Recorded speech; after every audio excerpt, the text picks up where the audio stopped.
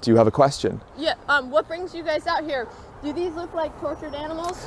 Well, it's irrelevant if they look like tortured animals now, they're still going to be killed, aren't they? And if you look at them, a lot of them are emaciated and they've hardly got any grass to feed on because the grass has been shredded so low. So I'd argue even though they're in a field, it's not a very good condition for a cow to be in. And it's irrelevant what conditions they're kept in because they're still going to be slaughtered unnecessarily, aren't they?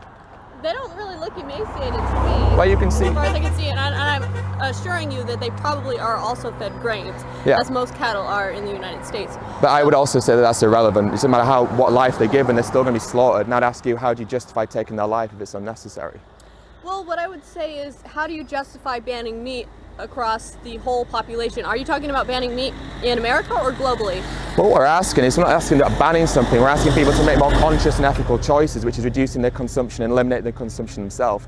It's not about us banning something, because we realise it's probably very impossible to ban something, but if we encourage people to stop their consumption, then naturally the amount that's raised and produced will be dropped until it's no longer relevant in society.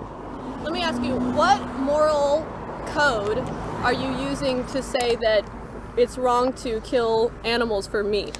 Well, the same moral code that we have towards each other, which is that we're alive, that we suffer, that we have pain, and that we want to live. And because of that, we realise that we shouldn't harm each other. Now, the animals are alive, they're sentient, they're conscious, they can feel pain, they can suffer just like us, which is why I use the same moral code, which is just let them live if we can, which of course we can.